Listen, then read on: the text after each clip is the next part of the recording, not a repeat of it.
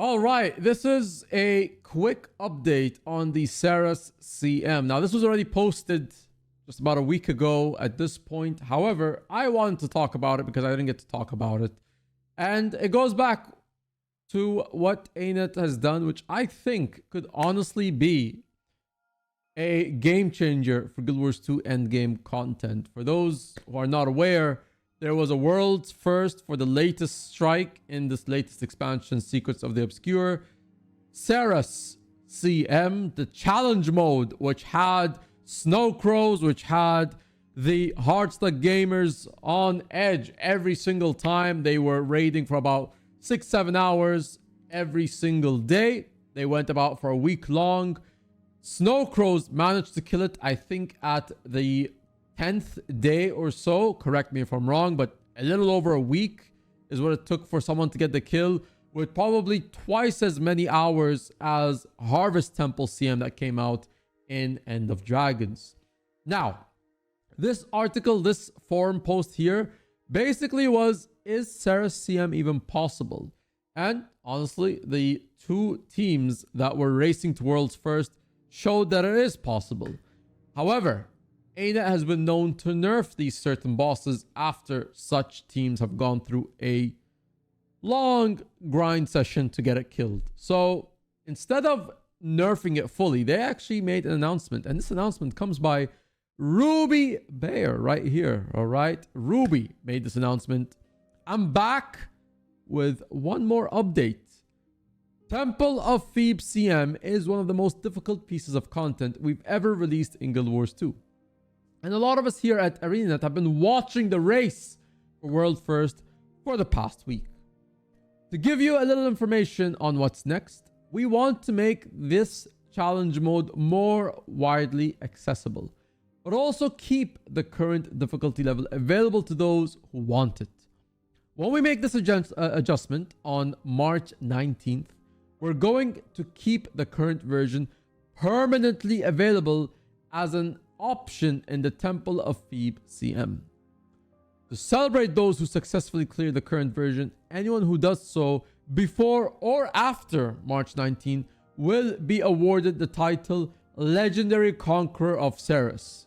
This title will be added in the March 19 game update, and players who earned it beforehand will receive it retroactively when that update is live. This is big because, first of all, they're going to keep the current difficulty. And for that, I don't think Arenanet has ever done in any other CM in the game. And I honestly think this might be the catalyst for more players to jump into endgame content in this level, right? I think this is probably the best thing they've done for endgame in years. Keeping the current level allows players who still want that challenge to go to it. It's gonna be there forever. It's not moving. It's not going anywhere.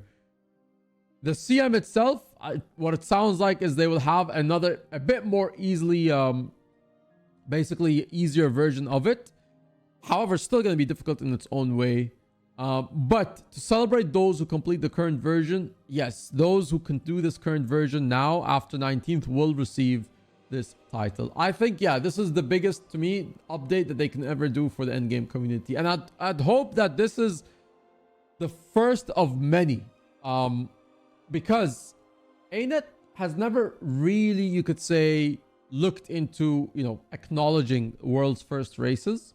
Other games actually sort of hype up. In fact, they prepare the world's first updates for that because they expect there's going to be 2, 3, 4, 5 teams, 6 teams competing to see who will actually get the first kill in about a week's time or a few days' time, however long it takes. This, I feel like, officially is almost like the first or second time maybe they've even mentioned world's first. Leads me to feel that, like, in the future, more expansions that come out, they will make these adjustments with that idea in mind, is that there is going to be a challenge for players.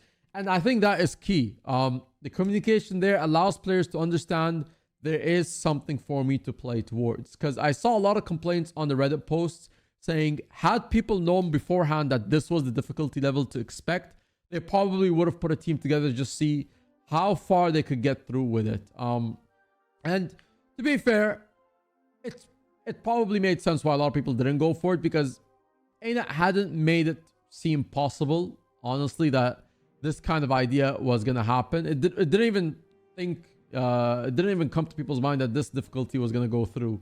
So yeah, I think this kind of allows people to kind of, you know, be prepared. You know what? This kind of content might happen, so I might as well prepare for it. Not everyone's gonna go for worlds first. Not everyone's gonna really care too much about it. But I think this is the sort of thing that Arenanet definitely needs to consider doing well, because it puts things into place for people to progress towards. Right now, they're doing great with the strikes. Is that there's a normal mode difficulty. There's a story difficulty, which you could do in the story instance.